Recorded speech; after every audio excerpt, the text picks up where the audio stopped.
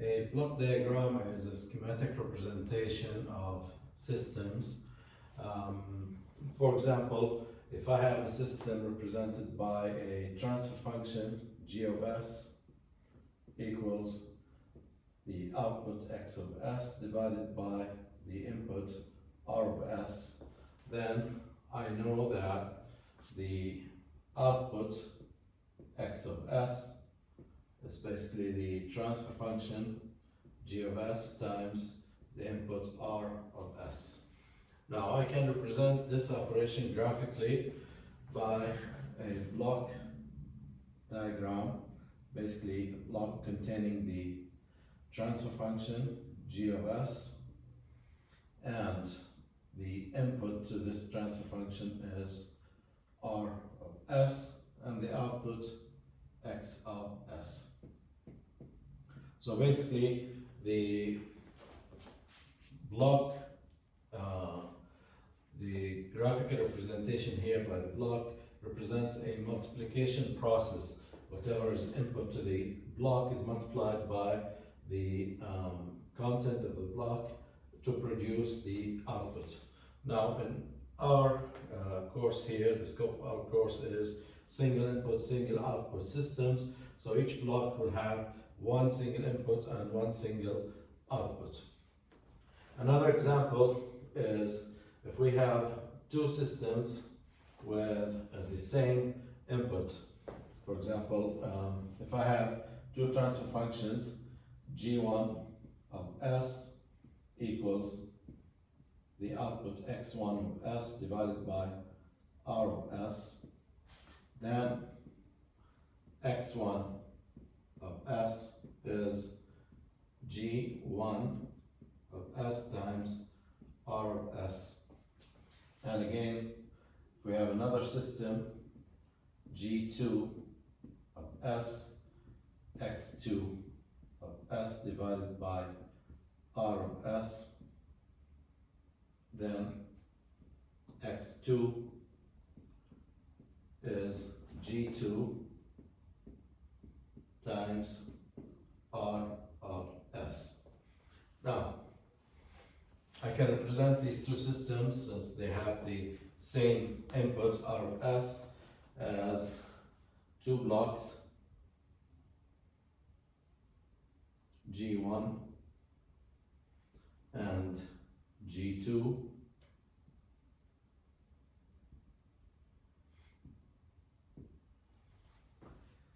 and the s is implied.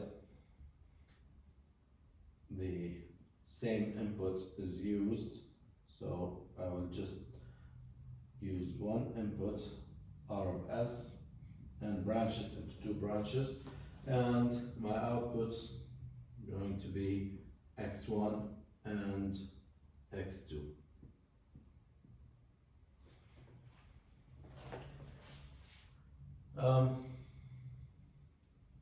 Also, I might encounter a process of signal summation in my system. So for example, if I have a variable x3 represented as the sum of the two variables x1 and x2, then I can represent this as using a summation block. Usually it's drawn as a circle. The output will be to the right. The output is x3. The inputs are x1 and another input on this side, x2. And I have to specify the operation in this block, whether summation or subtraction. So if it is summation, I will just add the two signals with positive signs. Now the positive signs can be either drawn in the inside, on the inside of the circle, or on the outside next to the arrowhead. and this represents a summation of two signals. So, a block diagram may include several blocks representing the different components in a system. It could include the system model, components, controller block. So I need to reduce complex blocks into simple block diagrams so that I can design controllers. So I will define some operations or some steps to reduce block diagrams into simple single input, single output block diagram. Let me start with simple operations. So talk about block diagram reduction.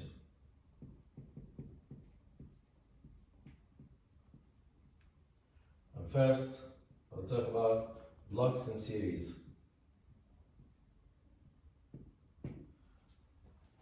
Now, let's say that we have a system G1 of S with input R of S and output X1 of S. And now, if I use X1 as an input to another system, G2 of S equals X1 is now the input, and another output results X2 of S. Then,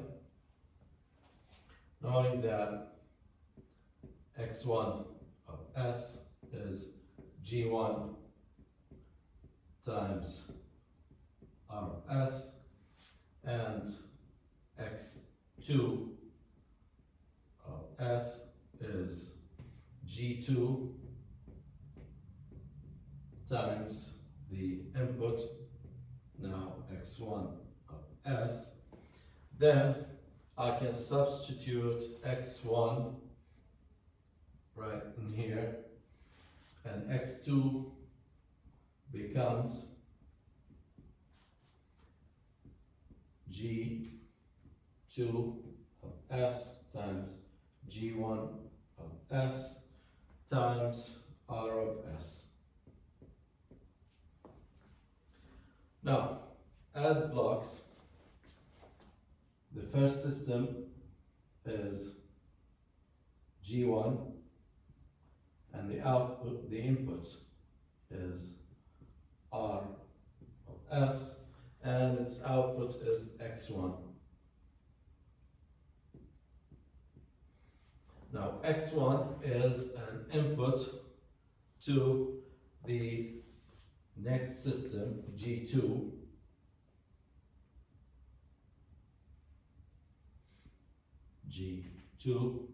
and the output is X2. Now, the reduction happens like this. If I go from the input R of S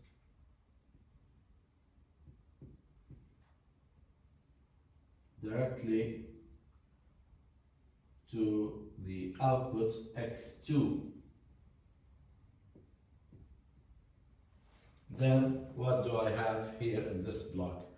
Now, here's my resulting system. It says that X2 is this transfer function times the input R of S. So here this becomes G1 times G2. Now I have reduced this block diagram of two blocks into one block diagram here. So for blocks in series, all I need to do is combine the two blocks using a multiplication process of the two blocks. Now for blocks in parallel,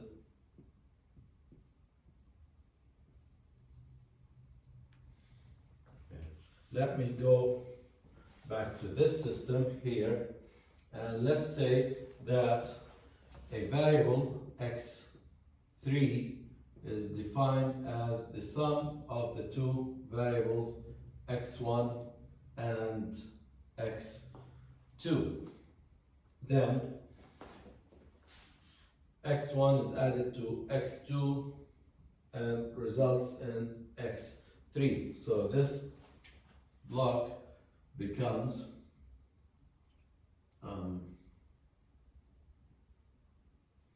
R of S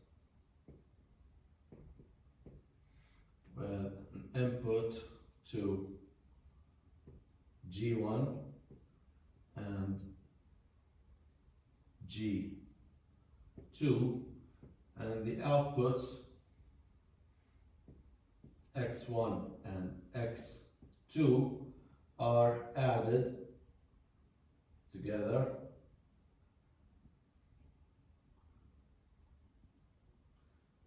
plus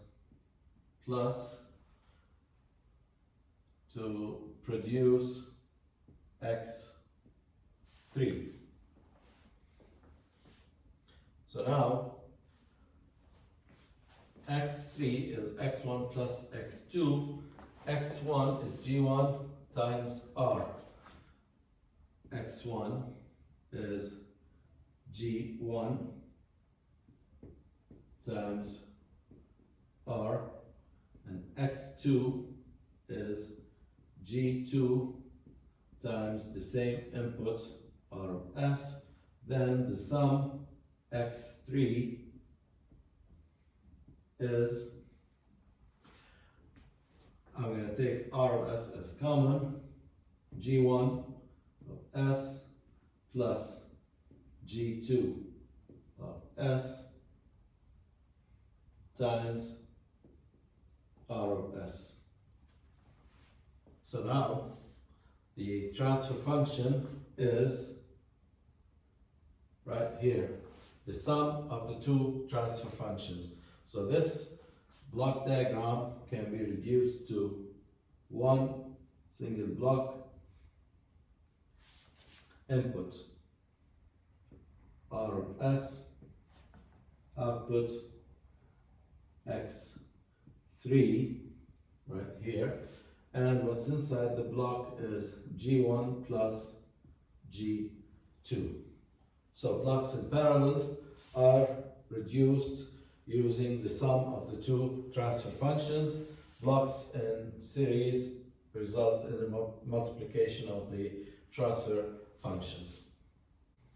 So the most important block diagram that we will encounter in our course here, since it's on feedback systems, is the feedback block diagram. Feedback.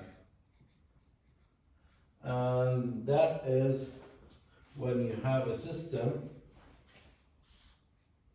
represented by a transfer function g, input, and the system output is x. Now, the input to this transfer function is not directly the input to the system, but it's a feedback, it's a combination of the system input, R of S, and the output, X of S, is fed back through a transfer function H, and this transfer function could represent the sensor in the system, and that output of that sensor is fed back combined with the input and then into the system itself. The input has a positive sign and it's subtracted from the feedback, so we have a negative sign here, and we need to represent this as a single input, single output, one block diagram. So how we do that? Now, first, this feedback is based on the the input to the system now, the design output is certain X, and my input here, I will compare this input to the current status of the system, subtract them, and produce an error signal E. Based on this error signal, as long as we have an error between the input and the output, the system will send an input signal to the transfer function, the control signal. System will send an input to the system transfer function to modify the output. This continues until the error between the input and the output becomes zero, and that's where we reach the required goal of the system or the control system. We will discuss this in details later, but here, how do we reduce this block diagram?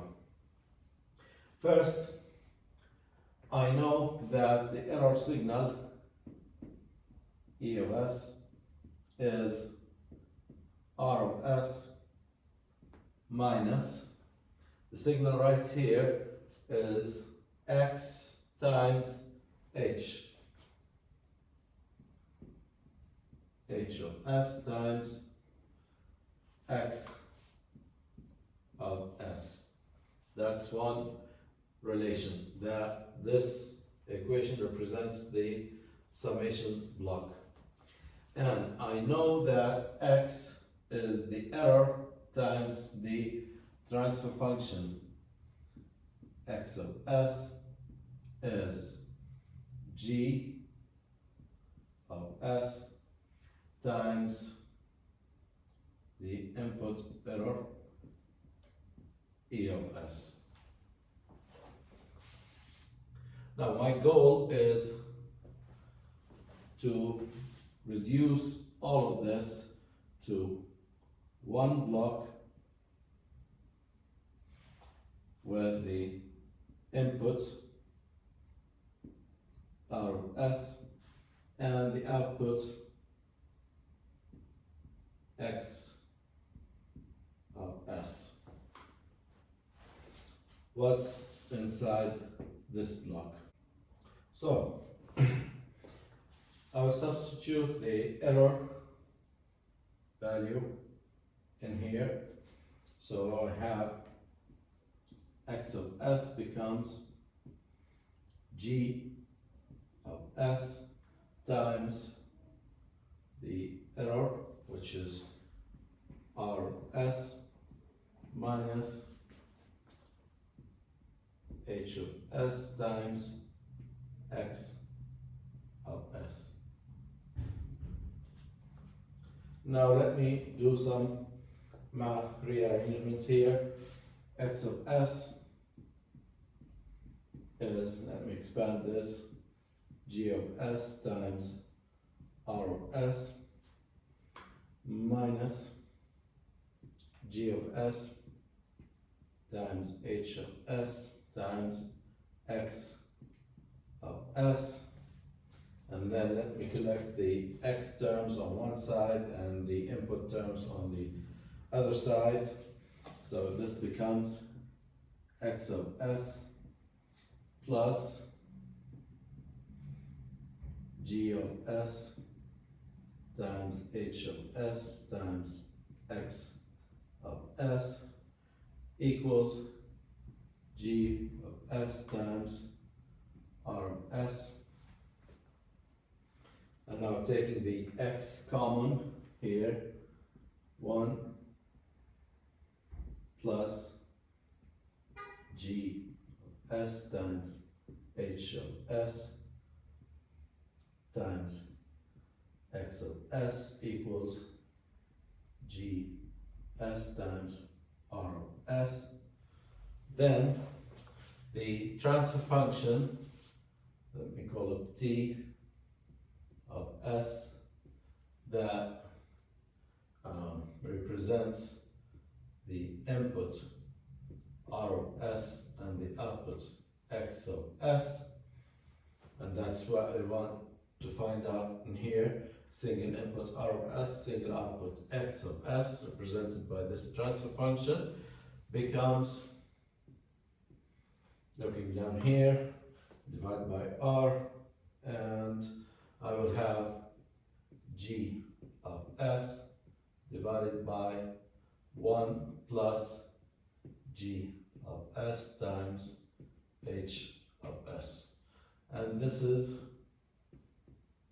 the resulting block. The reduction of this feedback system is this one transfer function,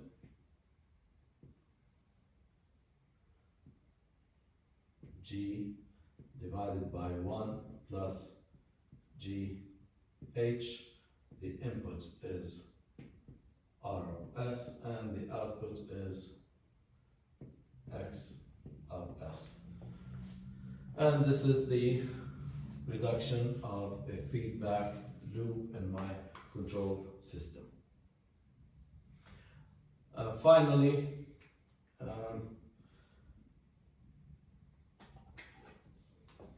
I will have the what we call signal displacement.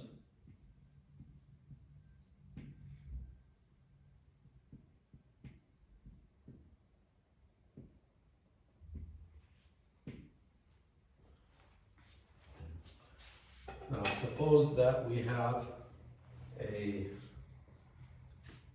transfer function or a block diagram that looks like this. We have an input R of S into a transfer function G1, and the output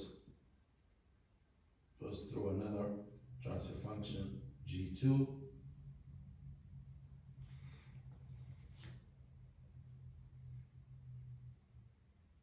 and let's say that we have this output also going through a third transfer function G3 to produce some other output. So let's call this X1, X2, and X3. Now, I cannot combine these two blocks, G1 and G2, directly as blocks in series because I'm using the signal here in between. If I combine them, I will lose access to X1. So what I'm going to do here is I want to move this branch, the input X1 to G3, I want to move it back before the two transfer functions here, two blocks. Now I know that X3 is X1 times G3, or G3 times X1, and that X1 is R times G1.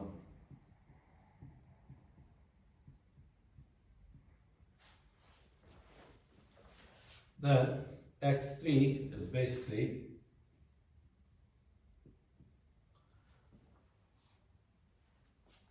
G1. I will substitute X1 right here. G1 times G3 times R of S. So to get X3 directly from R of S, I will have to multiply R of S by G1 and then by G3. So this becomes, this is G1, and this is R of S, and X1, G2, X2. Then to get X3 directly from R of S,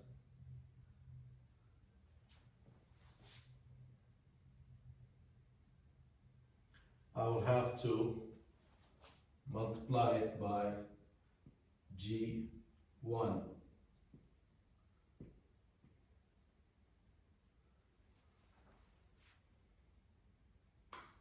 Now this way I can combine these two blocks as blocks in series and these two blocks as also blocks in series, and I will end up with